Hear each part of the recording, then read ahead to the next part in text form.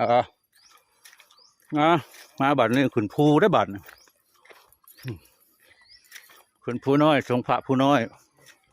พระพุทธรูปกึ่งพุทธกาล68 ปีตั้งแต่สร้างมาในรอบ10 ปีขุนภูนี่ว่าบอกว่า10 ปีเนาะ15 ปีกดตะขาลอยแล้วบกล้าขึ้นมาเลยก็จะขึ้นมาปีนี้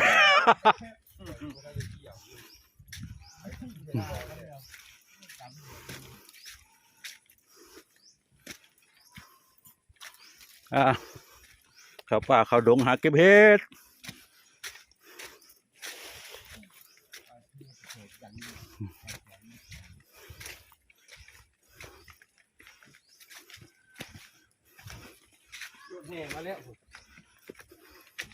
เพิ่งแห่ใส่มันจะขึ้นมาได้ขึ้นมาได้อย่าบอขึ้นมาได้หมองนั่นนะหมองจูใต้โอ้เมื่อยจำนี่ก็ได้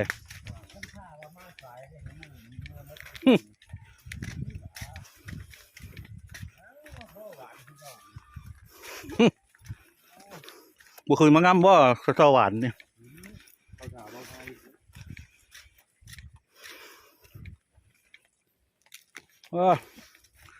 ปากโคกคอย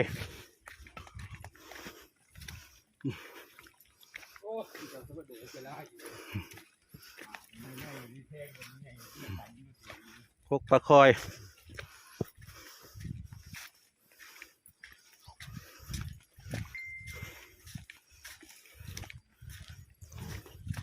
โอ้ทำนี่ก็อร่อยละเบิดแล้วลิดกระต้มลิดแกงเฮ็ดอันคงเครื่องขมมาเบิดแล้ว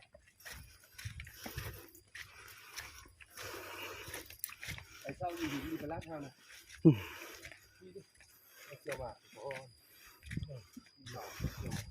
เอาเขาบดถ่าจริงๆหน่อยมันแล้วพวกขึ้นไปถึงถ่าด่านผม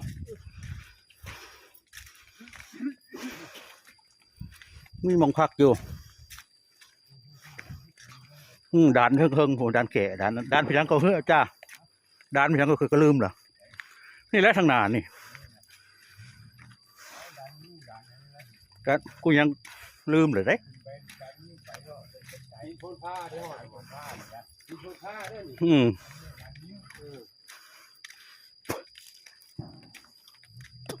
ของหน้าตะหวานบ่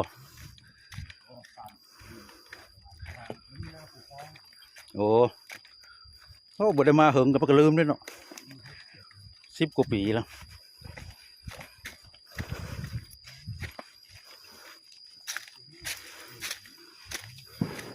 โอ้คุณเอาแล้วทั้งตัวลบกันละลบแล้วเขมรกับไทยบ่กระเริ่มกับย่อกระเริ่มกับย่อบ่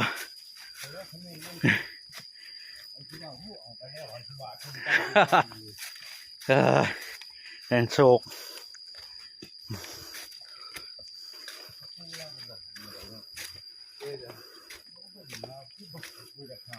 ว่าเรา68 ปีแล้วเนาะ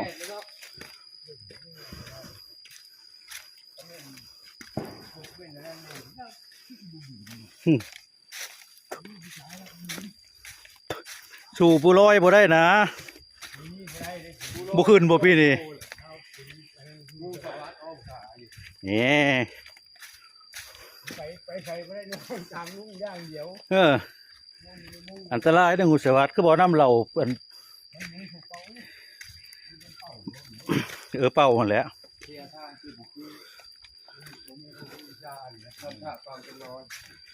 เอาแอดอันนี้เรามีอยู่แต่เราขึ้นคู่อยู่บ่บุแต่แอดเด้อเราเป่างูสวัสดิ์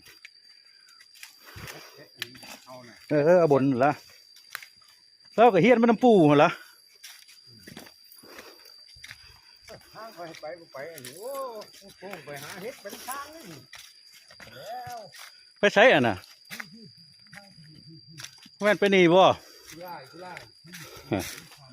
ว้ายหลงละบัดนี้ ทางขึ้นมาเลย หันบ่อ๋อลง ก่อนบ่ พูดเราไปยับเช่าทั้งหน้าพูไปได้อยู่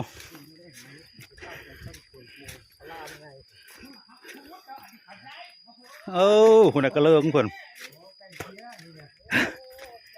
ไปโคเฮมึงเนี่ย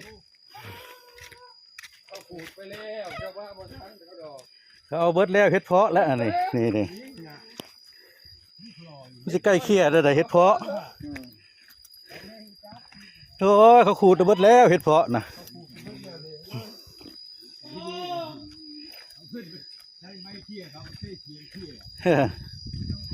แถวนี้แล้วเดินเฮ็ดเพาะแล้วแถวนี้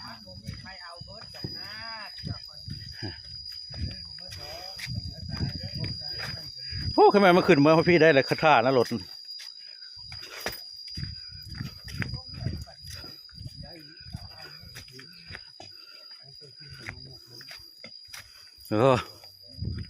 ไกลอ๋ออันนี้มุมสูงเครื่องพักภูแล้วโอ้เมื่อยพี่น้องแมวก็ได้เครื่องทางประมาณกิโลหนึ่งขึ้นไปฮอดจอมดอยโอ้เพิ่นเมื่อยเริ่มสั้นขึ้นไปเรื่อยแล้วขึ้นไปเรื่อยโอ้กูจะเตะน้อยสิบีดิชวนขึ้นมาบ่ขึ้นมาแล้วน้ำหลังมาเด้อขี่โยจะเข้ามาอันนี้ก็สิหาตัวมิดบ่ตัวนิดๆทั้งหมดเด้ล่ะมันคือหัวเดียวหัวแตกได้โดยปกติสิฟังพวกกำลังสิพ่อแกงนึงอย่าเข้ามาอย่าเข้ามาขี่โย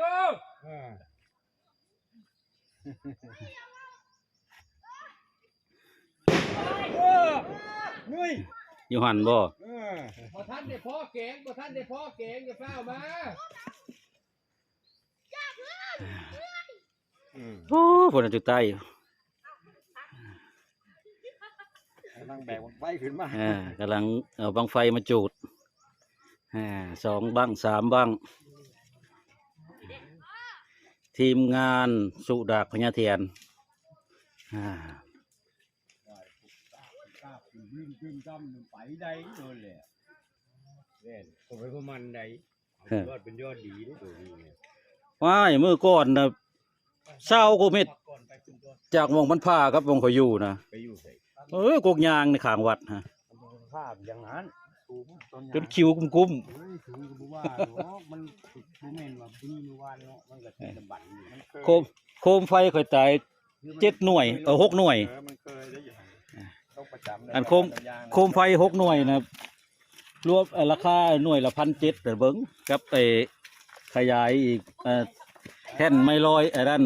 อะแดปเตอร์ไม่ลอยอีกแตกห่วยมันเป็นหมื่นโอ้พุ่น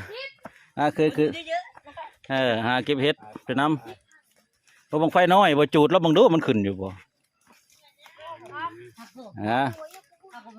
โอ้เนี่ยอันนั้นมันบ่แนวทางหูมันบ่มา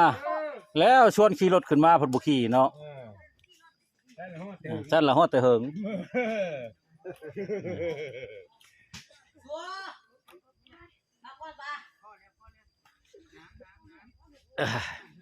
คอยเห็นอำเภอเลยขึ้นไปสูงกูเนี่ยยังจะคอยเห็นไก่ก็นี่อันนี้โอ้สมทานเนี่ยผมน้ำขาวๆพูดนะแต่ซูมเบิ่งฮอดเดี๋ยวบ่โอ้พูดนะชนรับประทานจากนี้ไปประมาณ3 กิโล3 กิโลเมตรโอ้ยจะเข้าได้หน่อยเดียวนึง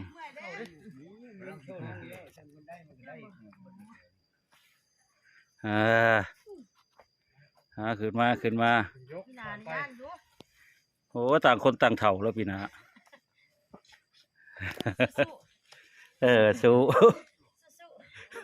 ตายวันนี้ใจหาแล้วได้เห็นหาแล้วเนี่ย แล้วเขาเอาไปเลยนี่นั่งอยู่นี่เลยได้ เขาหาเชิง เมื่อเด้บ่อยแม่เอ้ย บ่ได้เลาะเบิ่งอันนั้นจบเจือ โอ้สลา ใช้ อี บ่ เนาะ บ่หาได้ได มองดินแตกๆแล้วแม่นแล้วดอกเอ้ยโอ้โหตายนี่พักอีกพักหนึ่งวิทย์มาพักนั้นมัน2 พัก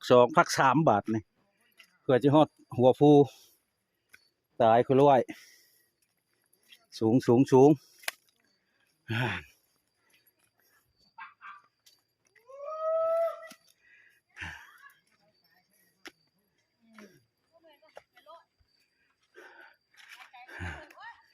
เออ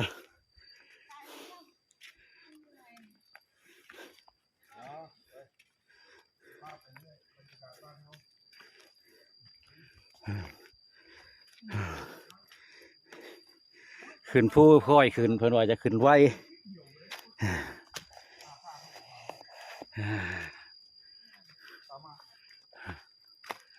ขึ้นไวแล้วมันเมื่อย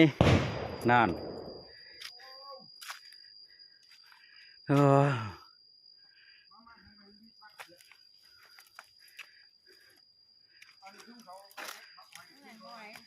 เออจะขึ้นไปพักกระเทิงแล้ววางเทิงกันแหละนั่นด่านเดียวเด้อนี่ขึ้นไปนี่พักได้เลย น้ำลงจะพูบ่เนี่ย ฮะนี่ดอกกระเจียวเอามาเถาแล้วดอกกระเจียวมันเถาแล้ว ตายนี่ เถาหมดแล้ว กูยาเอ้ยฮอดจอดถึงเลย พี่นาจันมาบ่ไหวอยู่เด้อ ถือน้ำถือได้เนี่ยมันนะ ว่าบ่ขึ้นผู้บ่ถือหน้ามันก็บ่เป็นท่าแล้วอุ้ยโอ้ยแมงไหม้ก็หลาย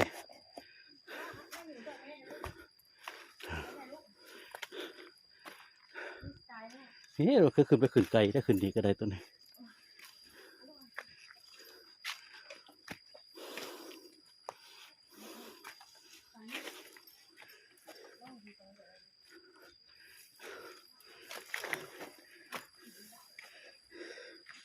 โอ้ยโอ้ยเมื่อยอู้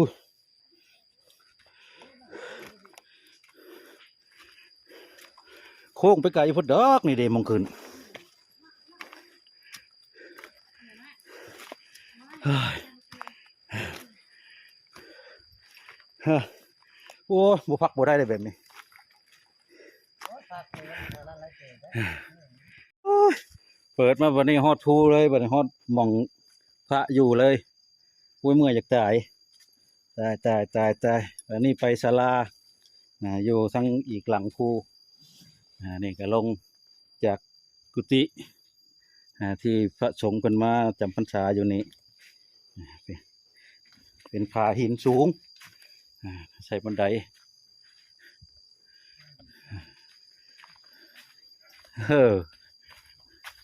ผาหินสูงพระพุทธรูปกึ่งพุทธกาลอยู่ทางพุ่นแหละภาคบ่ายเพิ่นสิมาส่งน้ำส่งน้ำพระพุทธรูปปกติเพิ่นสิส่งน้ำพระพุทธรูปวันเพ็ญเดือน6ขึ้น15 ค่ำแต่ว่าปีนี้มันติดกับเหตุการณ์บ้านเมืองเพิ่นที่เพิ่นสิได้เฮ็ดอันนั้นเพิ่นเลือกตั้งก็เลยบ่ได้ขึ้นมานี่ก็โอ้ใส่บุญละทางย่างไปทางใดเนี่ยนี่ขึ้นนี่ได้บ่มาทำขึ้นทำซอกภู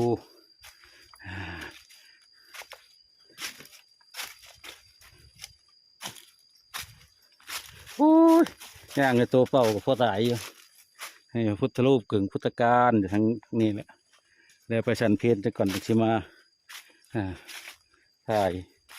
อยู่วางนี้มองฉันเพลก็ยังไกลเติบอยู่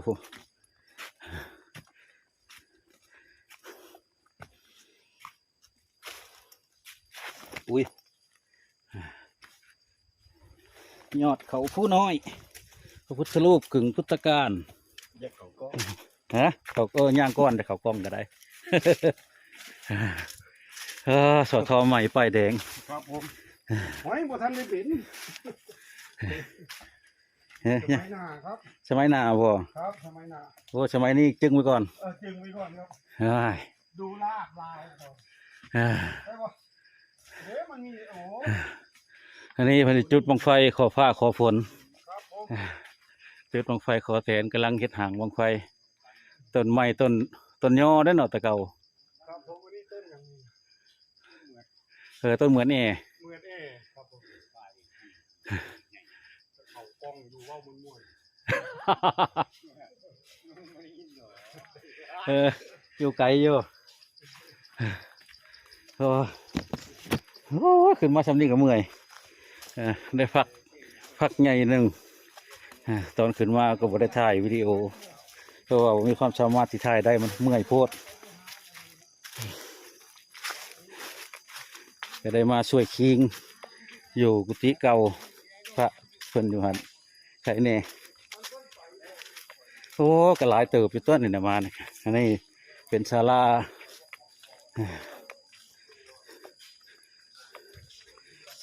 ผู้น้อยเป็นกำลังพากันเฮ็ดกินแกงเฮ็ดบ่หรือเห็นอะไรบุนี่ก็จะไม่มียังไหม้ดอกเนาะฝนตกดังไฟไว้อยู่เอ้ยเมื่อยนอนละง่างเลยมันผู้ใหญ่ตาย ร้านถานี่พ่อดีนะผู้ใหญ่ใช่ก็ดีผู้ใหญ่ใช้ยังหนุ่มผู้ใหญ่ตายเฒ่าแล้วเฒ่าซ้ำกัน จักโลกไปใช้โลกคือมาโลกนะโลกเล็กๆอยู่หันแล้ว พุ่นแล้วอยู่ บ้าหวาย บ้านหวาย ชงตำแหน่ง 2 ตำแหน่ง ผู้ยามเนี่ยไอ้เว้ไปหากี่ยางเสียตันหยาเลย ผู้ใหญ่หมู่4โคกประหวายปีนี้บ่หลายปานใดเนาะปีนี้อยู่ใต้เบิดผู้มาเฮ็ดทางผู้ใหญ่เปียกนี่ครูก็พากันมา ใช่เครดิตอย่ารอเราสั่ง เมื่อยฮ้อนทั้งฮ้อนทั้งเมื่อยอันนี้เนี่ยครูนิโรธเพิ่นวัดผู้อยู่ผู้เพิ่นบ่ยากดอกเพิ่นบ่เมื่อยดอกเพิ่น ผมเช้าอีก4คือกันยังอีก4ชุด ว่าเนี่ย ฮะ เจ้าพายมาบอรถแดงเจ้าน่ะ เปิดพายมาเลย มันมี ให้แต่คนเสียเว่าเสียสื่อเชียดจ้างเบิดโตก็ยังเป็น เที่ยงครับ มาแล้วรถมันพายมา ขี่มาเครื่องทางระเบิดเส้นน้ำมันนะโอ้เด็กน้อยหมู่นี้เฮ็ดระบาดนี่ว่ากึกตลอดแน่ว่ะ เฮ็ดจังจึงบ่เฮ็ดจังจึง น้ำมันเบิดอยู่เครื่องทางมันไปเติมเห็นเด็กน้อยไปซื้อน้ำมันมาเติมอีก เขามาส่ง ถ่าอยู่พอแห้ง โอ้ยเมื่อยแต่เก้าหลายเนาะปีนี้เต็มไปใต้หัวเบิดมันขึ้นมาบ่ได้เด็กน้อยเมื่อยฮะบ่ ของนะย้อนหนาวลงมาเลย น้อยขึ้นเบิด พ่อแล้วโซ่มาอยู่ ช่วงนี้มาบ่ได้เด้มันยันถึกไปเด็ก เขาก็ย่านพิษบ่เขา แม่บ้าแล้วอยู่เมืองนอกไปหามึง การนำของเจ้าคณะอำเภอนี่พระครูวิมลสันตกิจแล้วก็เจ้าคณะตำบลเจ้าคณะตำบลน้ำเที่ยงพร้อมเลขาเพิ่นโอ้ยตาวิทย์ก็บ่ได้ธรรมดาเด้อเนาะฮอดคือกัน เป็นลมปีสวิต เก่งกว่าเฮาอีก เป็นลมอยู่สวิต โอ้ยเมื่อยพักต้องเสด็จเทื่อเพื่อสิฮอด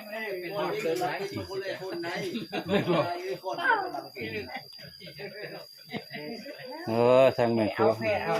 ก็ได้เพิ่มประกันหาเฮ็ดจักได้หน่อยได้หลายปานใดอยู่เทิงภูก็มีฮอนบักเงาะพุ่นได้นี่เนาะโอ้ได้น้อยหนึง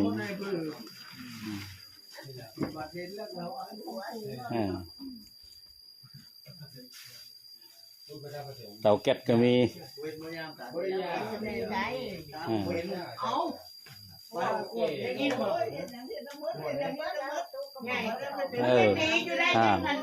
คนผู้นี้มาแน่ผู้เดียวค่ะคนนี้ ก็สิมาจำพรรษาอยู่พี่มาบ่ได้ดอกเมื่อยย่างล่ะเบิ่งบ่จำบ่ได้ดอกมาใกล้ๆลมหม่องหูเบิด ผู้ใหญ่ใจมันก็ยังเป็นผู้ใหญ่ใจผู้ใหญ่ใจมันก็เป็นผู้ใหญ่ใจ ตำบลใหม่เด้อจักรนาตำบลคำศรีเด้อนี่นะครับ มานี่สุทินเน่มาแล้ว อันนี้เ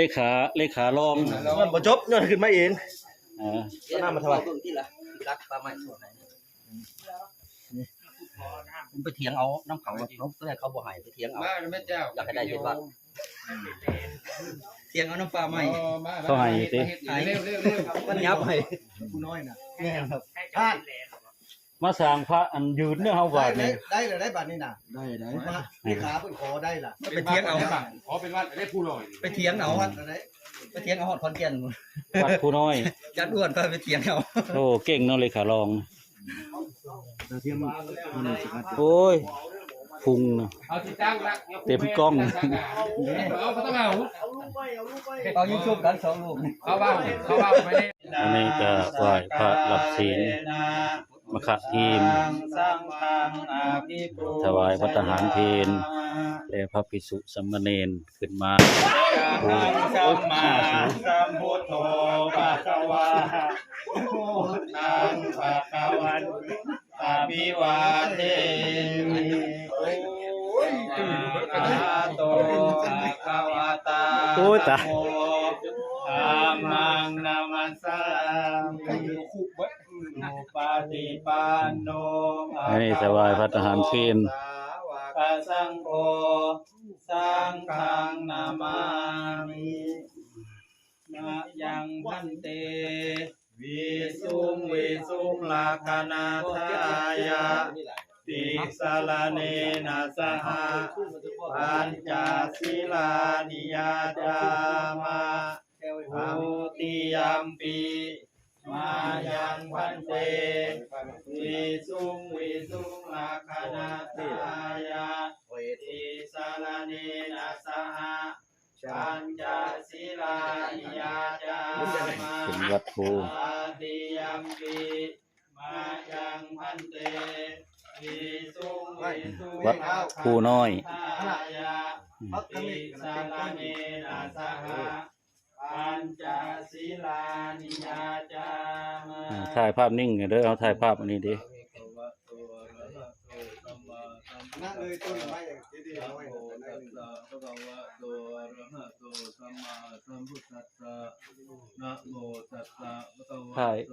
ถ่ายกล้องนั่นเนี่ยเย็บ นะโม กล้อง ตัสสะภะคะวะโตอะระหะโตสัมมาสัมพุทธัสสะนะโมตัสสะภะคะวะโตอะระหะโตสัมมาสัมพุทธัสสะนะโมตัสสะภะคะวะโตอะระหะโตสัมมาสัมพุทธัสสะพุทธังสรณังคัจฉามิธัมมังสรณังคัจฉามิธัมมัง ถวายภัตตาหารเพลก่อนที่ไปประกอบพิธีสงฆ์พระผู้น้อย มันมากกับบ่จบ ผู้คนจอยของหมู่ ได้ว่าเราบ่มาแล้วบ่จบเนี่ย ว่าที่เลขารองอำเภอคำศรี ป่าแล้วล่ะ ไปเห็นภาพเลยปีสังฆังสารนังคัจฉามิอาติยัมปีพุทธังสารนังคัจฉามิอาติยัมปีธัมมังสารนังคัจฉามิอาติยัมปีสังฆังสารนังคัจฉามิอาติยัมปีธัมมังสารนังคัจฉามิอาติยัมปีสังฆังสารนังคัจฉามิอาติยัมปีสังฆังสารนังคัจฉามิ อามะพันเตปานาติปาตาเวรมณีสุขาปตังสมาธิยามิปานาติปาตาเวรมณีสิกขาปตังสมาธิยามิอาทินนาทนาเวรมณีสิกขาปตังสมาธิยามิอาทินาทานาเว ณีสิกขาปะทังสมาธิยามิกาเมสุมิชาจาราเวรมณีสิกขาปะทังสมาธิยามิกาเมสุมิชาจาราเวรมณีสิกขาปะทังสมาธิยามิมุสาวาทาเวรมณีสิกขาปะทังสมาธิยามิมุสาวาทาเวรมณีสิกขาปะทังสมาธิยามิสุราเมรยะมัจจปมาทานาเวรมณีสิกขาปะทังสมาธิยามิสุราเมรยะมัจจปมาทานาเวรมณีสิกขาปะทังสมาธิยามิอิมานิปัญจสิกขาโสกาติสิเรนะทุกขติยันติสิเรนะโภกสัมปทาสิเรนะนิโพติยันติตัสสมาธิรังวิโสจัตติมาเป็นที่พระเขากล่าว มาถวายกันถวายทานเด้อบัดเอาเปียกมาถ่ายรูปนั่นถ่ายรูปอ่า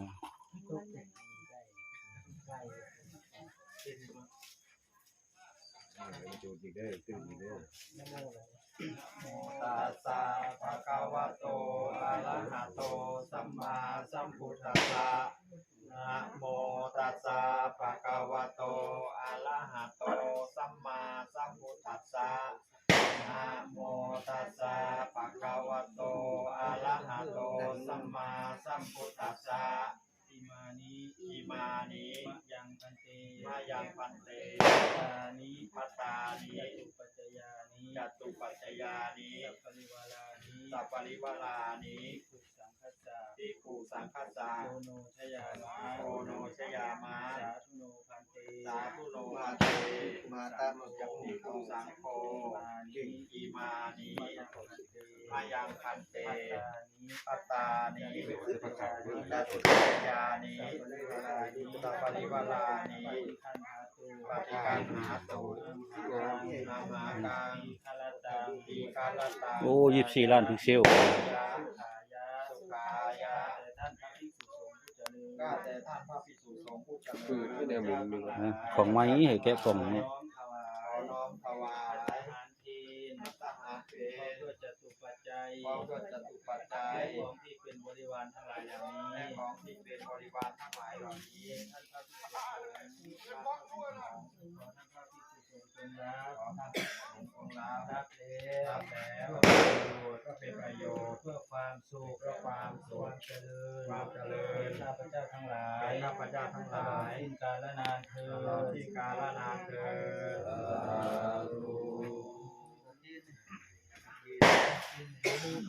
บ่มีขน้อยนำเนาะ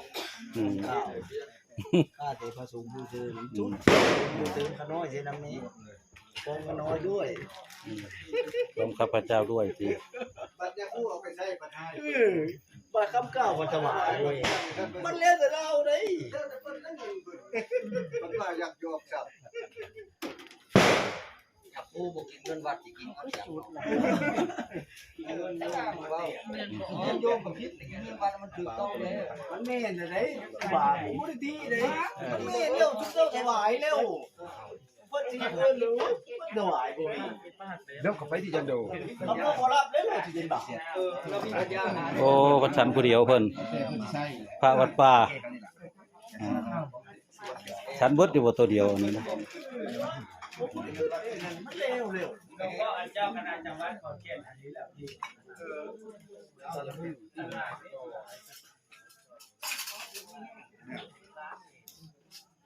ไม่ได้เอามาบ่ต้องเอาต้อง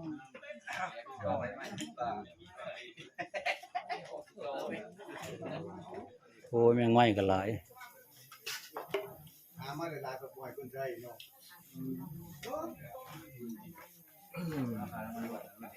ข้าวรถแดงบ่ซา ค่าพายรถ ไฟรถ ทั้งหลายก็เอารถมาครับเพิ่นบ่พายมาได้มาต้องล่าง อันนั้นก็ของอันนั้นก็ของชุงนะว่าต้นกันมาก็ของชุงเงินระบงก็ของชุงนะเบี้ยวคือนะ ถ่ายแล้วไปถ่ายไปหลายๆรถถ่ายแล้วได้มันถ่ายมันถ่ายเบิดรถอืม ยะถามะนิวาหาปุราปาริปุเรนติสาคารังเอวะเม งปฏิตังตุมหังปะเมวะสมิจจตุสัพเพปุเรนตุสังกปปาจันโทปนรโสยะถามณิโสตระโสยะถาอิติโยวิวัจจันตุสัพพะโรโควินาศตุมาเตภวัตวันตรายโยสุขีติขายุโกภวะอภิวาทนาสิริสนิจังวุฒาปัจจายโนจัตตารโอธรรมาวัฏันติอายุวันโนสุขังภาลังวินาอุติเสนาจักขิมาสุลเปเจวะตานุปาทานันเจตานังเยสันตาเนหินาธัมมายาวะนิปาทโตมะมังสันตุสัพพะทาเยวายาตาชะโตภเวภเวอุสุจิตังสติปัญญาสังเดโกวิริยัมหินามาลาลพันตุโนกาสังอาคุญจาวิเยสุเมโกธาติปาวโรนาโทธัมโมนาโทวารุตตโมนาโทปฏิกาพุทโธจะสังโฆนาโทตโรมะมังเยโสธรรมารุภาเวนามาโรกาสังลาพันตุมาปะมังคลังลาคันตุสัพพเทวตาสัพพพุทธานุภาเวสัตตาโสทิภวันตุเตภวันตุสัพพมังคลังลาคันตุสัพพเทวตาสัพพธัมมานุภาเวสัตตาโสทิภวันตุเตภวันตุสัพพมังคลังลาคันตุสัพพเทวตาสัพพสังฆานุภาเวนัสตาสุติภาวันตุเต จบ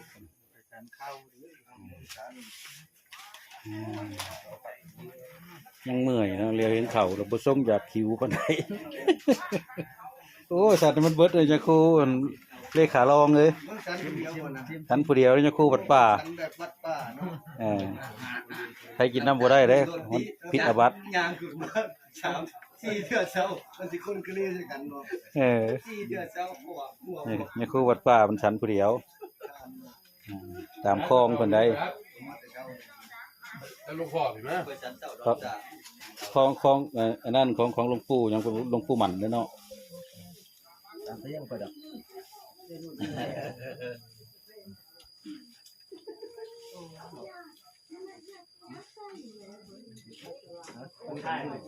แล้วเพิ่นเป็นพระที่เป็นมงคลได้พระพระเป็นมงคลพระเป็นเก้าเด้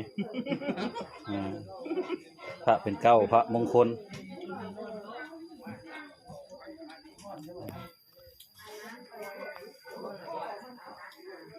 นี่ก็บัดนี้ก็พระสงฆ์เพิ่นฉันข้าวเรียบร้อยก็โยมแล้วบัดนี้โยมพากันฉันข้าวที่จะแซ่บเบิ่งได้แม่โซ มาจากกรุงเทพเนี่ยผู้ขาวๆผู้เสื้อขาว แม่โซกินข้าวให้เบิ่งได้ก็ยายนุชน่ะ มาจากปทุมธานี กินได้กินข้าวแซ่บๆให้เบิ่งได้ อายุบ่แม่นน้อยได้ขึ้นภูได้สบาย มาจะไปรักดอกอย่างนี้เหรอ ระวังเฮียแขววองออกผู้ลงหันเด้อ อย่าพูดนี่นะจะไม่ใช่มันเหลือแต่อย่ายิ้มเด้ออย่ายิ้มเด้อ มากินข้าวเผา เว้าว่องละบ่ มา ห้อยก็เคยถอดเนาะก็ว่องคือกันแล้วก็บ่ถอดซื่อๆดอก โอ้ยอดกันว่าเดี๋ยวไปส่งสวนดอกไม้ลงผลกันพวกอันหาต่อเกี่ยวน้ำวัด เสียเงิน5,000มาเลยพี่ วัดใหม่เพิ่น วัดใหม่เด้อวัดดอยกาบดอยเด้อ เขาค่อยข้างเจ้าวาดก็ถึงแล้วกำลังกวาดงานอยู่ว่าคือ เจ้าอาวาสผู้น้อย เจ้าว่าผู้น้อย ไปไหมพี่นาย เจ้าว่าผู้น้อยกำลัง คืออย่างไรเนี่ย คือ กัดกำลังเนี่ย เพิ่นกำลังกวาดใบตองอยู่ เอาไรงี้ เพิ่นคือจากเมืองคือมาอยู่ป่าแล้วบัดนี้ ไม่แหล่อยู่ป่าไปแล้วไม่แหล่จะจอมผู้น้อยมั้ย บ่ก็เพิ่นครับคือเครื่องเอาไฟมากึกให้แท้ๆคุณ ทำแม่เนาะเอาเครื่องเสียงจองตู้หันลงซึ่งภาพบ้าง มึงครับ นี่ลักษณะก็สวยตัวเองได้ยิน บ่ตัวก็เปิดแล้ว อืม เขาจะรู้แท้ มาแบบนี้ไปปักเขกวัดก็แบบเขกวัดที่ช่างป่าไม้เป็นมอบให้เป็นวัดประจำผู้น้อยอย่างนี้เป็นเขกเลยนะเป็นจัดมาหาปักเขกมาเก้อผมงาโคตรเกลือสามพระพุทธรูปปางห้ามญาติองค์ง่ายๆยืนหางานของบ้านเพราะว่าคือขัดมองเงินอยู่ที่สุดหันมาจากอำเภอของสูงกับฮอด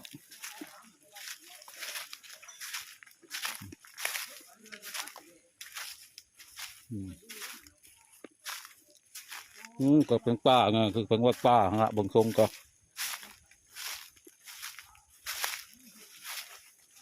เป็นคือพักสงฆ์พระผมเรียนมากับภาษาแต่เครือแต่ปือหลายรูปมากับอยู่จอมผู้เพื่อก็ไม่สุจิวิหารนี้พระพุทธรูปเป็นพุทธการพกคือ8 หรือสร้างก็ประมาณ1,500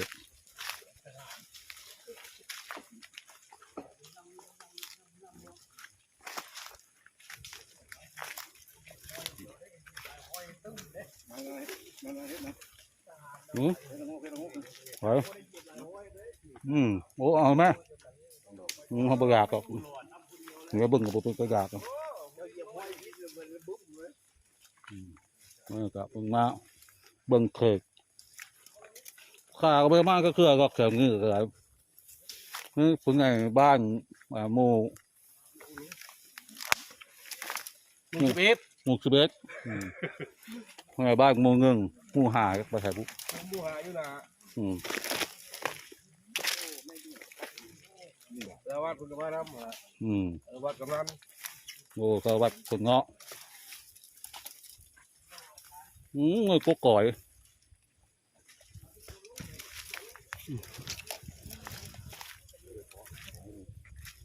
ข้าวกงคมป่า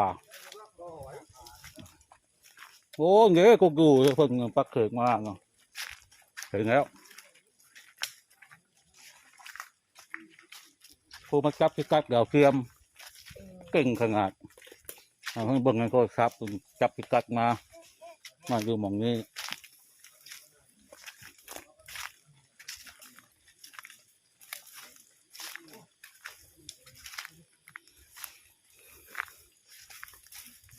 ก็ไปก็จะมีความเจริญขึ้นแต่ว่าบัวขาดไปขาดบัวได้มั่งป่าให้เป็นป่าชุมชนเกิดป่าสงวนก็ว่ารักษาป่าก็เป็นวัดเป็นเกิดวัดแต่ว่ารักษาป่าปลูกป่าเพิ่ม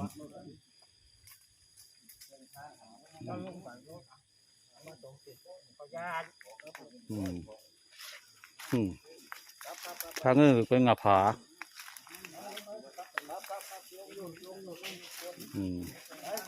ทางเดี๋ยวเบิ่งตีนอีกบ้านนี่ผู้ใหญ่บ้านว่าคือเจ้าหน้ากระบวนคำสีเพิ่งลงไปแล้วผม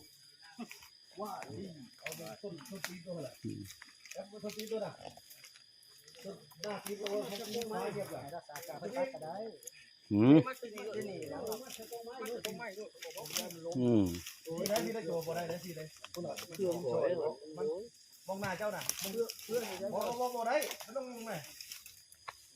ยับไปเรื่อยๆไป2 คืบน่ะนี่ขึ้นบ้างนะลงไปรู้ลงไหมพูดคือกล้องก็คืออ่างกับเงาะมันคือภาพไปก็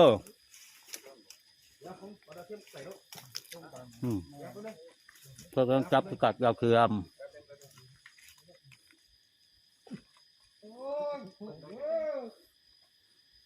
คลิปมาคือเงากันหน่อยก็เผื่อบังคลิปก็ดูข้าเป็นยามแรกนี่ค่อยเห็นก็ตายหมู่บ้านอ้อมเลยเขตอำเภอคำขีคืออ้อมบึกโอ้ก็คืองาแข็งกับแหลมปลายมั้งเลย แหลมๆปลายมันก็กอกก็งูอ่ะ มันลงมาสิถ่ายภาพได้มาเนี่ย อืม เก็บพอละมั่มเด้ ไปไหมเจ้าข้ากระบงฮะ ให้เจ้ามีบ้านสิ ไปผู้ใหญ่บ้านผู้ใหญ่เปียกก็ใส่เอา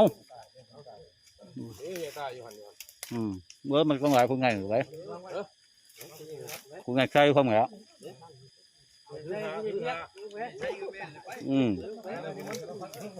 สามผู้ใหญ่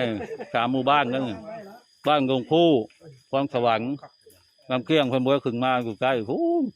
อยู่บ้านค้าขายกับเขาบอกนั่นไงผู้ อันนี้ส่งเลยดุงอันนี้ส่งมาต้องส่งสีนะ ข้างนี้ไปข้างโน้นข้างขือเขตบ้านโน้นข้างขือข้างคือ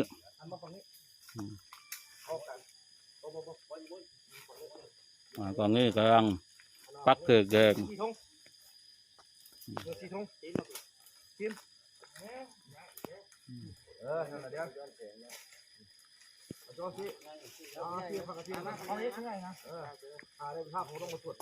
บ่ย้อนก็กล้องนิคอนมันใช่กี่อยู่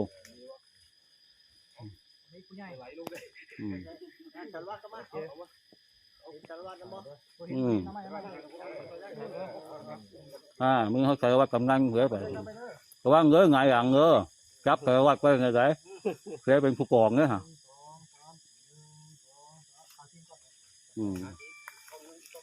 ก็ง่ายใช่หรือบ่หมุนเงาให้ไม่เห็นตัวคนเห็นกระหำปะ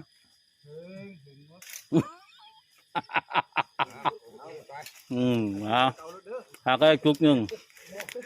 ดีแล้วทางเก่า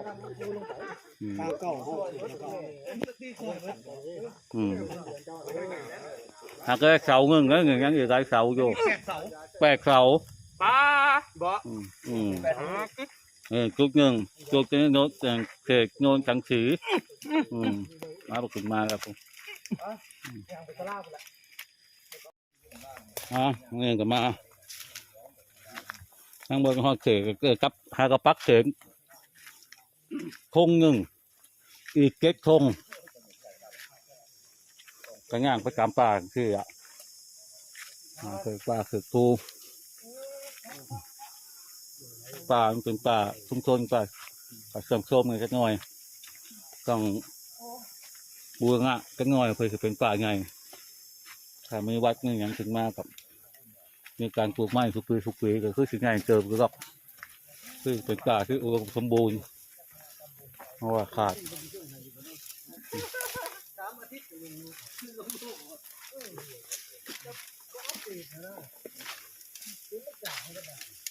โอ้ยเมื่อยังสิอัพให้อยู่ยังบอกให้เข้าเมื่อยก็เอามาไม่รูปเพิ่งว่าเขาคือบอกให้เขาหอยวัดครับเอามาไม่รูปก็เพราะว่าเอามาแล้วบอกให้หอยวัดเนาะ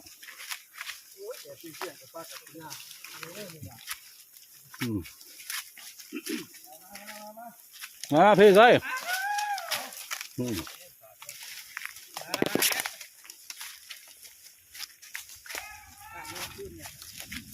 ฝนจะมาพอฝนแบบนี้ซึบหาไรก็ไกลกว้างเกินเลยโคตรพวกเสียงมางี้หาไรมาข้างหลังขึ้นมางี้ตรงถนนโคตรมาจอดตรงนี้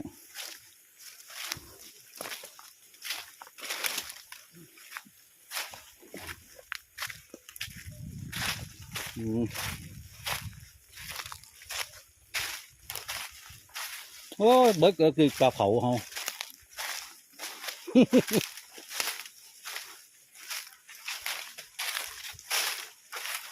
ทั้งเขาย่าเขามาย่างบาดนี่โอ้ยย่างถึงคู่เจ้าเอ้ย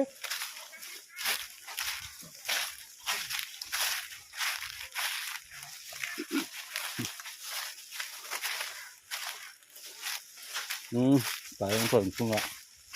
ตัวเขามาปักเถิดปักแดงทางป่าไม้ที่เถิดก็หายการไว้เพื่อเป็นวัด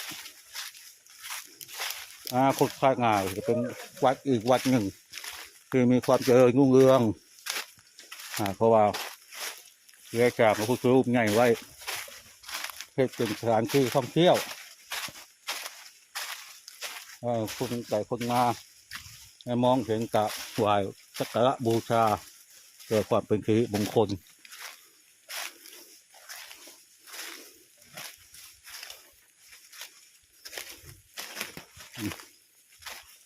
ห้อยก็บอกว่างา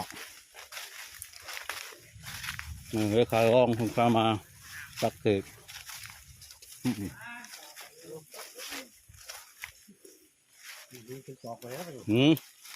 งานมันเพิ่งอย่างเงี้ยมาล็อกหนึ่งมาตีซ่อน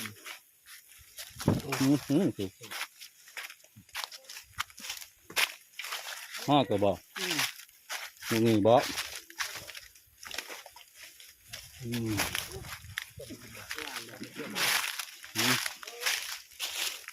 นี่เดินเดินกาเป็นโขดยิงก็เกิดกัน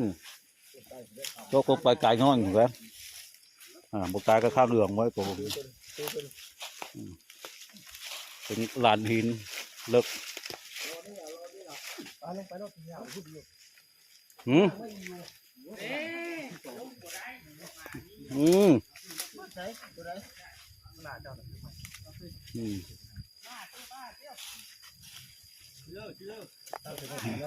หันบอกมัดไว้จากมือบุ้งเขาหวานจะมาไปหางบังไฟบ้างเหรอ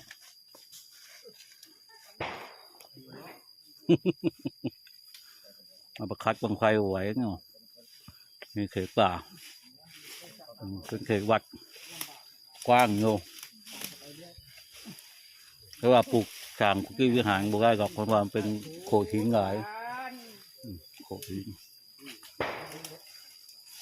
แต่ว่าเป็นมองกลางนั่นจับโขดหินได้อยู่น้ำเบิกคุกอยู่ไปมาใครรูปไปส่องบังกันได้โอ้คักประทังซ้ำจังโอ้พงงะไก่ดูกากล้องเมื่อลงไปก็มันก็กากล้องมันอยู่ไก่เลยอ้วนไงมันงางถึงงากซูมเอาง้องางบอกงางอยู่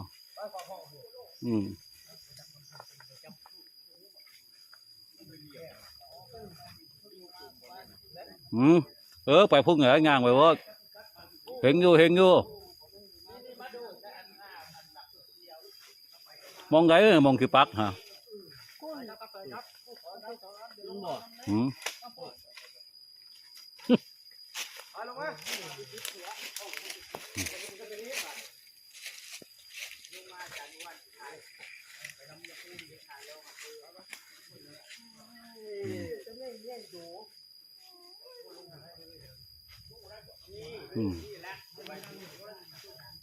แพ้เจ้าข้ากระบงจะมาขี้เขตก็เพิ่งมาบอกเอาไว้ขาแทงบอกบงงี้งอ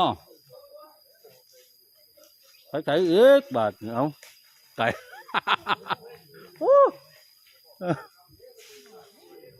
ตายคือเอาไปลงไปงั้นเถอะเพิ่นเพิ่นไป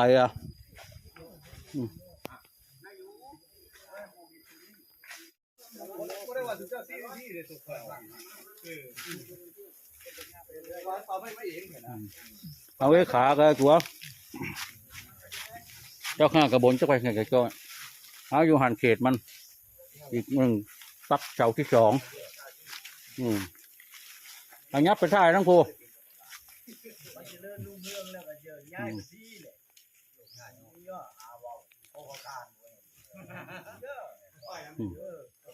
ของทางไงเก็บภาพไปเรื่อยเอามองไงอีกบาทไงฮะง่ายเนี่ยกูอ้วนดิโนโคตรโบจักหน้าผาบ่กันพาไปกันออกมุกกันเลยหน้าผาจะขึ้นได้ครับ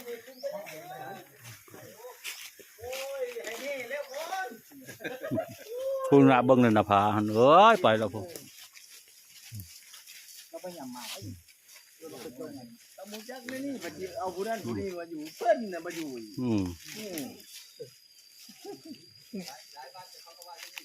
ขยายโคบเอาไว้สาขา2โอ้ยเนื้อย่างเกาหลีมันนี่มีสาขาเขาเอิ้นว่าขยายความเจริญของพุทธศาสนาโคบเอาไว้สาขา2เลย เงินมาหลายวัดที่ก็โอนไปวันนั้น มันจะเป็นอย่าง ใครก็ไปปั้นบัคคาร่าเลยเนาะ พอปั้นบาคาร่านับแต่เลขอย่างเดียว ซื้อหวยอย่างเดียวรถติเป็นอะไรแท้บ่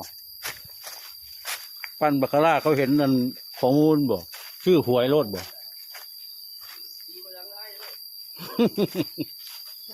ได้เสียงจักรโลดนะ จ่ายชดบ่ต้องจ่ายบินจ่ายเช็ค จ่ายสดงดเสื้อเบื่อทวง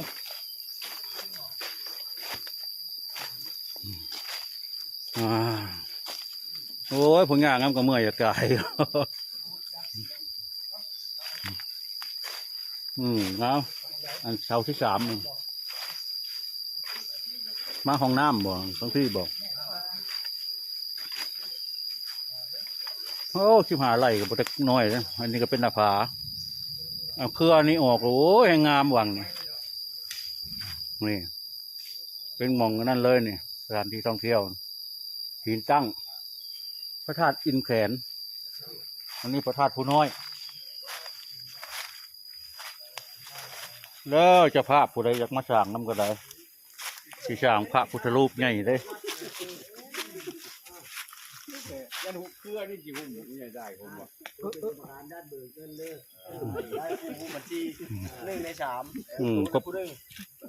ควบคุมบ่ จะบอกอย่าตีอย่าแต่งไว้แล้วไงที่ชื่อกรรมการนั่นมาบอกปาโนมาเข้ามาตาเข้ามามามันได้หลายบาทเข้ามานะเอาละบ่เด้อ1 2 3 1 2 3ที่มาแล้วบ่มองเลยคือผมไปพี่ได้ครับไปพูดแล้วออกพี่บ่บาทไง ผู้ใต้ก็ขอจะมาที่ซื้อขอรักษาการอยู่นี่ฮะขอพูดแล้วที่ศาลหน่วยชั่ว14ไร่คือไอ้ไรว่ามันง่อยแล้ว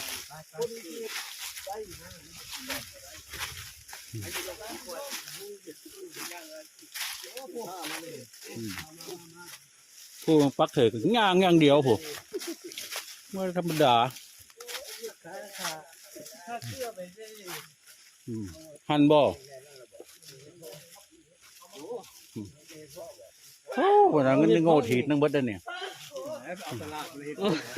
เหมาะแก่การนั่งวิปัสสนาเลย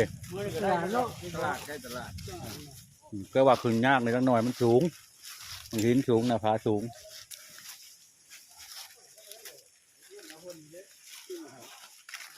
น้ำได้อันนี้งามก่อยงามมันกระจายก็น่ะกูใช้อีกไปงั้นเพิ่นเอาตามโปรเจกต์เครียดไปแล้วตามเพิ่นฟ้าเฮ็ด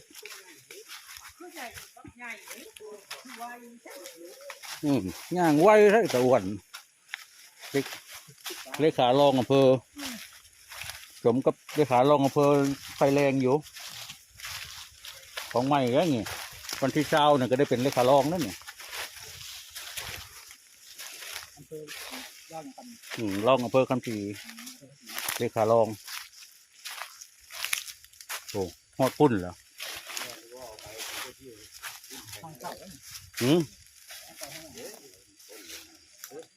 แม่นกินได้อันนี้นะต้นกระพุกนี่เด้นี่ต้นกระพุกต้นเดือ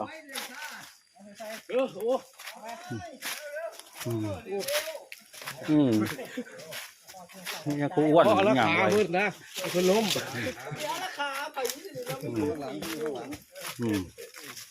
เลือดออกนะเรานั่นที่จะหน่อยแล้วลูกมันก็ลุกเลยฮะเลือดเราย่อยงั้นจะหน่อยแล้วลูกมันกันเยอะบางงี้อีกเจ้าหนึ่ง เสานี่แม่นเสาที่สี่บ่ นี่ครับ เจ็ดเสาอีก3เสาอืม สองสามสี่ห้า อืม เก้าห้าเสา หืม เก้าลักกูได้ครับ เก้าบ่โอ้ก็ยับไปเรื่อยแท้ ลักบ้องลักเก้าลักก็ได้4ลักกันเก้าลัก ได้ห้า อืมเอาย่างทางโอ้นี่งาผาเอ้ยไงเป็นกุฏิสงฆ์ทางเทิงงาผาเพิ่งขึ้นไป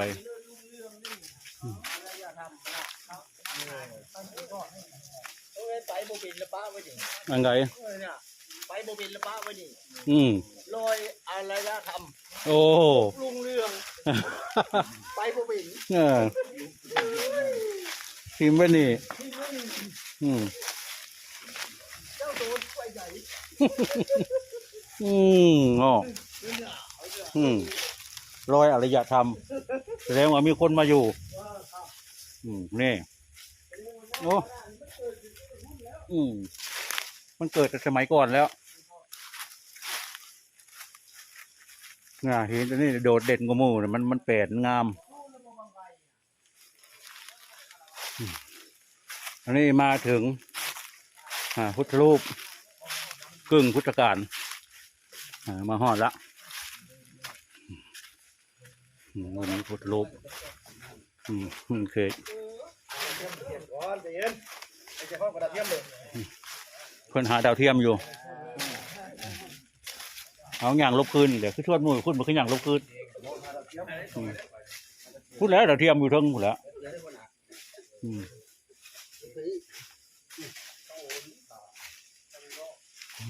เห็นแล้วบ่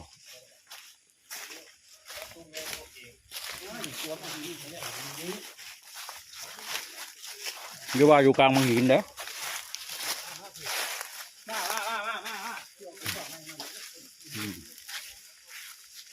นี่ปักเขตวัดเด้อบได้ลุกบุกบได้บุกลุกป่าเด้เพิ่นปั่นให้แล้วเจ้าหน้าที่เพิ่นปั่นให้แล้ว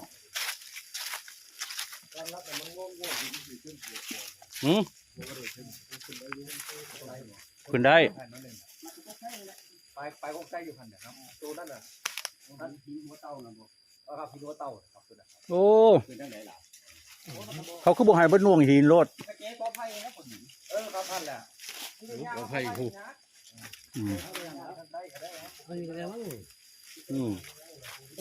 ถ้าเราปักน่ะถ้าได้เฮาสิเช็คบุญถึงเด้อปักสิมือจับก็ได้เอาเนี่ยเอาดิรถเดี๋ยวตัวนี่บ่อ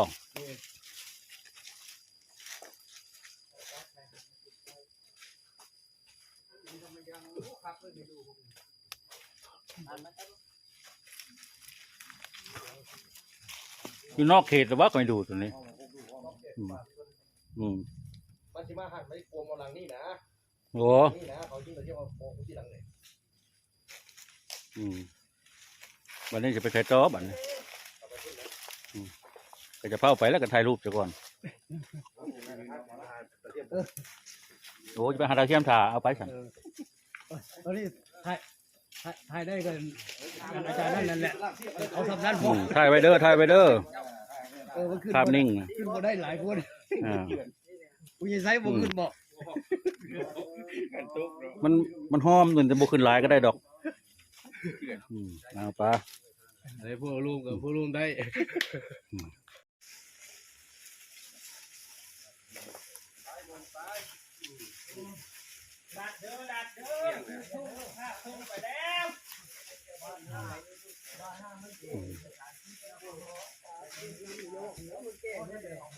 พระพุทธรูปกึ่งพุทธกาล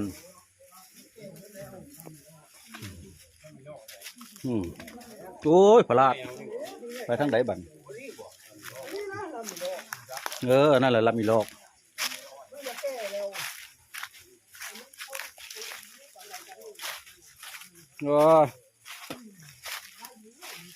อย่างออมบัดมองทีเฮ็ดพระพุทธรูปยืนก็สิเป็นแถวนี้แหละบนหินงนนี่แหละมันงนใหญ่เนี่ย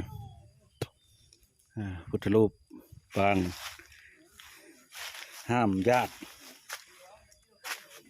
ห้ามเล่นรถไว้เหมือนว่าเพราะว่าคอยมาแต่อำเภอหนองสูงนี่เห็นผู้น้อยเลยเห็นชัดเจนรถแล่นลงมาจากเขาจากที่ราบสูงจากอำเภอหนองสูงให้เป็นแดนซ่าว่าสั้นติดปางห้ามญาติไว้จังบ่เกิดอุบัติเหตุ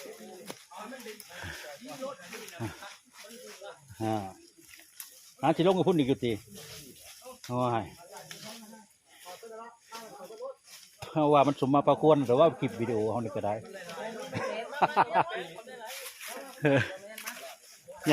ย่างน้ำไปหลายมองพุ่นแล้วมันจะเมื่อยได้นี่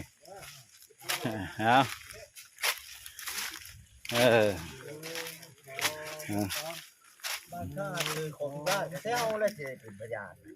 ค คนบุคคลในภาพเลยบ้านหมอไม่ได้หมอไม่ผมก็จะโทษมีใครบ้างโอ้ก็ไล่แล้วบ้านนี้ว่าโจมีใครแน่แล้วบ้านนี้พระเมนเนี่ยมือช่างพระโคโลดีพระเมนผู้บันทึกเขาได้เอากับผู้บันทึกแต่หน่อยก็รถขาวปีละวัดแล้วผู้พระเมนอยู่ไม่แล้วเดี๋ยวกโจนั่นสิคุยได้เลยมาทางนี้แล้วไง นี่ไปนี่เดินไปนี่เดินใช่เดินไปนี่เดินลงไปนี่ไปขึ้นนั่นมีทางลงดีมีดีตอนนี้เลยมันดีที่สุดละโอ้มาแล้วผมมาทางนี้ค่ะยอมแล้วข่อยยอมแบบนี้บ่นี่พุทธรูปพระประหลัดมาช็อตดีกว่าเดี๋ยวได้พระประหลัดช็อตให้นี่นะสวดมองได้เบิ่งยัง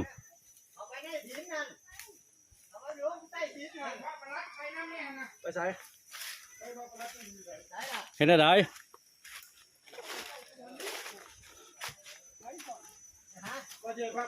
้เพิ่นช็อตโอ้ยเดี๋ยวผมบอกสายไฟอย่างนี้เลยเพิ่นปอกสายไฟหายเอาไปช็อตนี่ที่ทำมันสิบ่ลืมตึมตั้มบ่ช็อตกับช็อตบ่ได้ยากโชว์บังไฟเราจูดเบื้องก่อนครับมันติดอย่างไรเราจูดว้านี่บังไฟ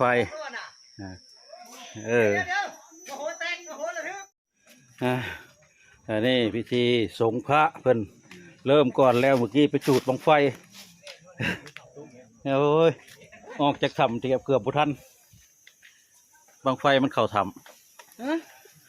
ว่าควันบังไฟเข่าถ้ำ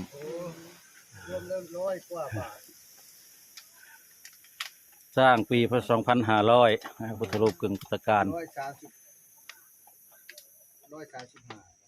ข้างหลังก็มีได้50 บาทนายเสียนชัยเสียนจักไผ่30 บาทนี่เพิ่นส่งละนายล่าทวีโคตรจักพี่น้องทั้งไหน50 บาทเพิ่นเมื่อเบิดแล้วแต่ว่าสุ่มนี่นะสร้างวัดโซ2500คนก็สิมาขนาดอายุ17 ปีนี่ก็ยังเกิดบ่ทันอยู่ได้นั้นคือประธานแล้วมากวัดขนมเห็นนะเขาไปใช้พระคุณกี่ตีป่ะมาขายอันนั้นมาขายปิ้งไก่ผู้หน่อยลูกพระพุทธรูปกึ่งพุทธกาลโอ้ให้รถน้ำเด้ถือให้เด้โอ้ยบ่ได้ว่าสิถือไม่ให้มันหนักแล้ว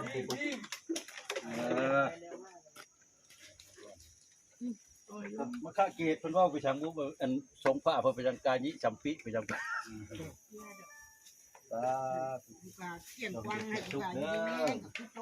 ให้ทุกข์ให้โศกให้โรคให้ภัยคนแก่เศร้ากดตายากเลยเป็นเก็ดเป็นเก๋ากับพ่อเลยคนพระตกศึกต้องตามไปดูการเลยไหวเมียนอันนั้น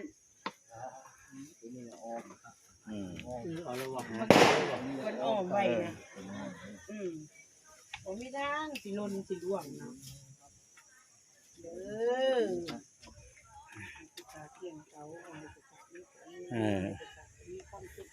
ให้ ให้เป็นสาวขึ้นกว่าเก่าบ่ สาวถึงกว่าเก่าลำรวย นี่ก็รวยพอแห้งละอ่า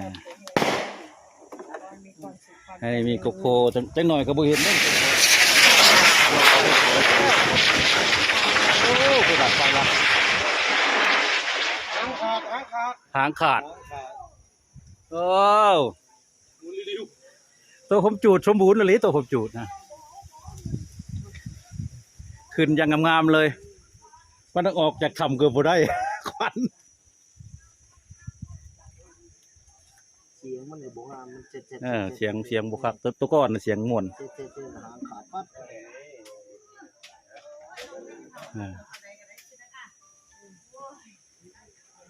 เอามาเด้อโยมเด้อมาส่งพระเด้อบัดนี้เด้อ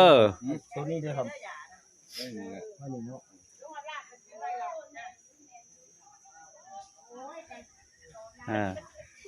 มาพากันมาส่งพระทั้งหน่อยฝนตกเด้อนี่โอ้มันสิบ่เปียกสิบ่นอนกล้องเฮาบ่ได้หั่นเด้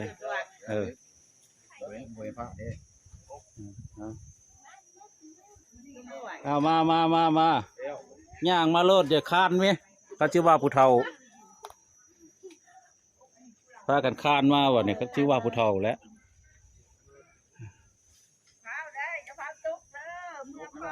เดี๋ยวพุ่นน่ะมืดคือมาส่งพระผู้น้อยมันแห่งม่วนแล้วนี่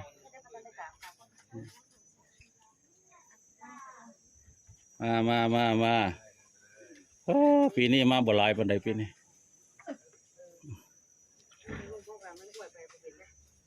ตกให้มันตกแห้งๆเด้อฝนให้มันสะเห็นได้ให้เห็นเฮ็ดเพาะเลยย่างลงไป ก็เคลียร์เลยได้เห็ดเพาะเอามาส่งนักเรียนยกวีดเข้ามาทางนี้มา แล้วนี่ก็ได้นี่ นี่มาทางพี่พร้อมเด้อฝั่งนึกพี่มันสูงในจังหน่อยอยู่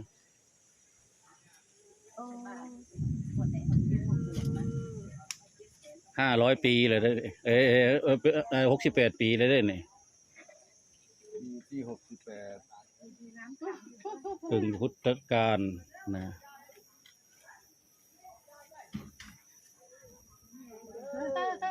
นี่ติดตัวนี้ไหมหลวงพ่อทำวิวมุมกว้างติดตัวนี้ มุมไม่ได้แล้วมันจะสูง เครื่องของอีจะได้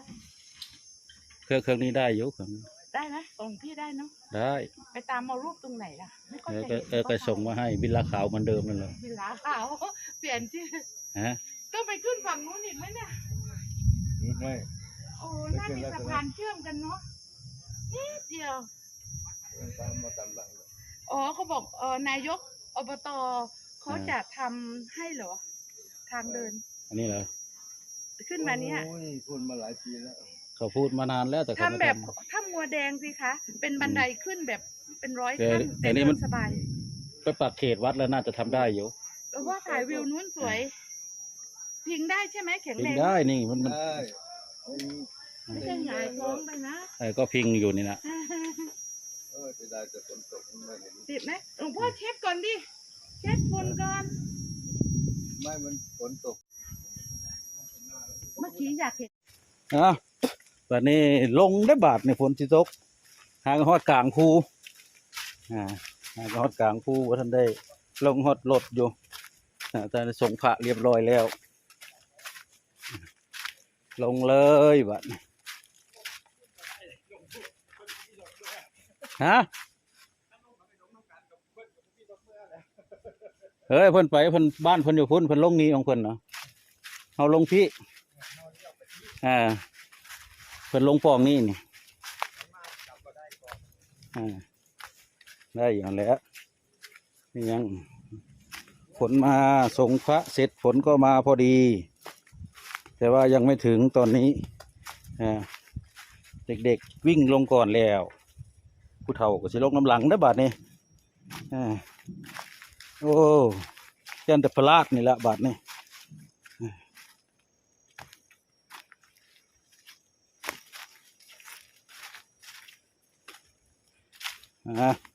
โอ้น่ะฝนมาทั้งผู้สิฮอดรถก่อนบ่เนาะได้นี่อันนี้ลงจากเขา ขึ้นมากับประมาณ2 กิโลลงไปกับประมาณ2 กิโลเป็น4 กิโลเพื่อฮอดวัดอีกรวมแล้วเกือบ10 โลพุ่นละ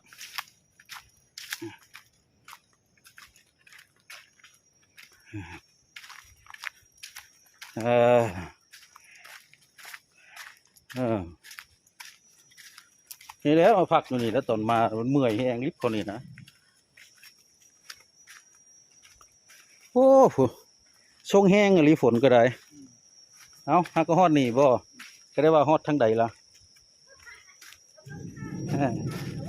มันลงมาก่อนแต่ล่ะมีแต่สาวสำน้อยทั้งเบิดได้นี่นะอายุ70ขึ้นละ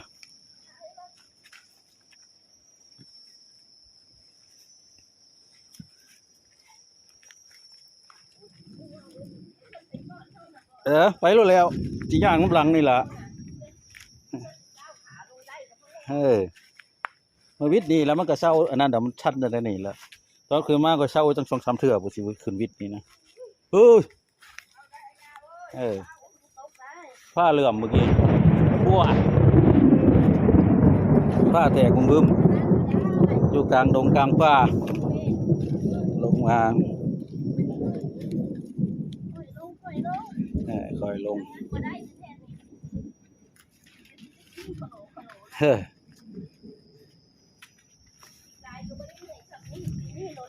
มันเริ่มไปเลยเนี่ยครูก็ขึ้นลักหาก็ยังไปยากเลยนะก็เชิญจะไปลัก6แห่งติ๊ก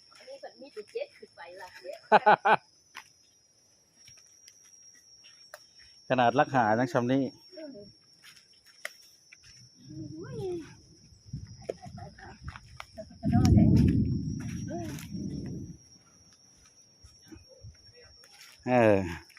ตัวเพลนลงมาตอนลงมาเนี่ยอันนี้สูงได้เนี่ยเบิ่งในกล้องนี่ก็สิบสูงกว่าใดมันต่ำได้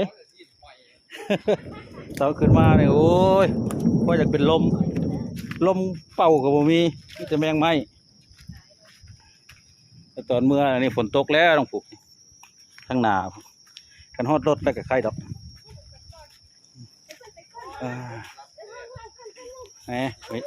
กล้องก็ไปทั่วละกล้องก็ได้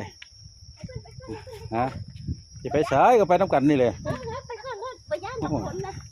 พย่านฝนและย่านพลาดนั่นที่เหรอการนั้นแล้วจังให้ไปนำนะ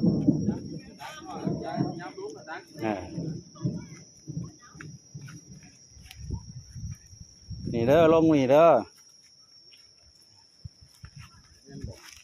สายแน่นเนี่ยต้นละแบบดียามลงเขาก็ให้จองนี่แล้วลงอยู่ดี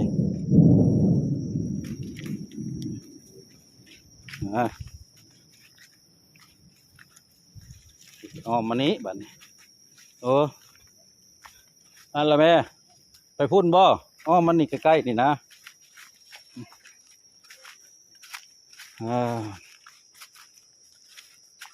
โอ้กระบอกเฮิงบ่ได้แล้วนี่ย่างแต่พุ่นมาเลย4 นาทีย่างแต่หัวภูมานี่ตอนขึ้นมาเนี่ยผมเกือบ30 นาทีผมย่างลงมาสัมปันนี่รถพยานมันดอกมันแนวเปียกกะมีโทรศัพท์นี่แหละเนี่ยอย่างบ่โอ้ขัดหัวเข่าแล้วเผาเด้อฝนเด้อให้ฮอดรถซะก่อนมันมีแต่แนวเปียกเด้อนี่นะ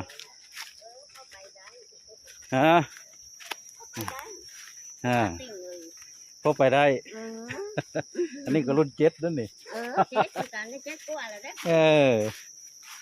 รุ่น7นั่นนี่70เติร์น70กว่าพุ่นน่ะขึ้นภูได้เซยแข็งแรงได้ผู้เฒ่า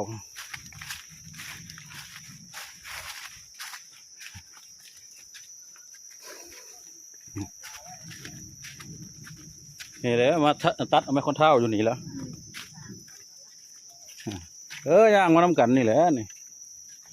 ผลเพชรเพาะขนาดอีกน้อยก็เก็บเพชรเพาะน้ำทางก็ยังฮอดมันก็จะออกแถวนี้แหละ ป่าเห็ดเพาะทั้งเบิดแล้วนำกินดุล่ะเห็ดเพาะก็ได้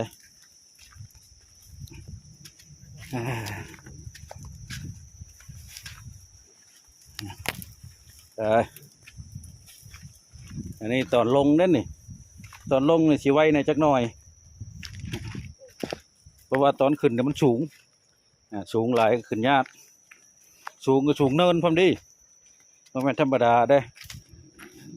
สูงไปแบบเนินๆไปเลย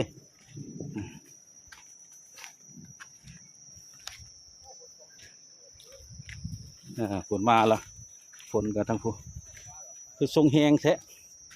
จิกน้อยฮอดแล้วบ่รถเอากล้องเขารถไว้ใครอยู่ไรถือฝนเป็นตาได้กล้องใหม่เนาะกูด่าฟังเสียงฟ้าห้องพี่น้องเอ้ยตกไปทางพุ่นละพามาทางพี่เด้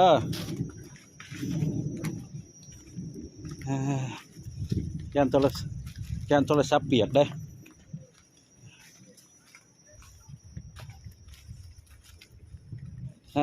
ฮอดมองอันนี้แหละอีก2 พักหมุนอีกละกล้องก็ได้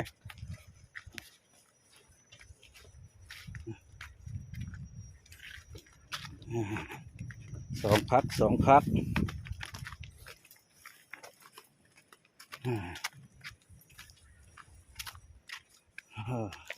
ฮอดนี่แหละเหนื่อยเลยส่วนหาผู้เฒ่าถ้ากันนั่นมาเสียงหัวเซลมาบุเมื่อยสักดีอันนี้เป็นเดิน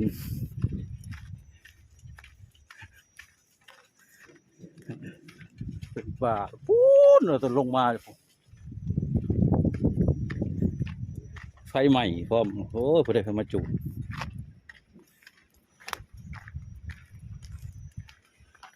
เทวดาอย่าพลาดเอาลิ้นจังหน่อยก็ได้ดอกว่าต้องเอาแห้งก็ได้โอ้ฝนเสียงฟ้าห้องเดี๋ยวพี่ได้ยินชัดเจนเลยมันอยู่สูงเด้สนะสไลด์บู600 กว่าเมตรความสูง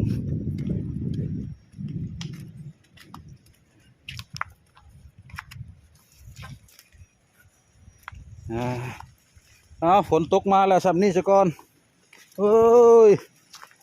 สับนี่แหละเด้อสบายดี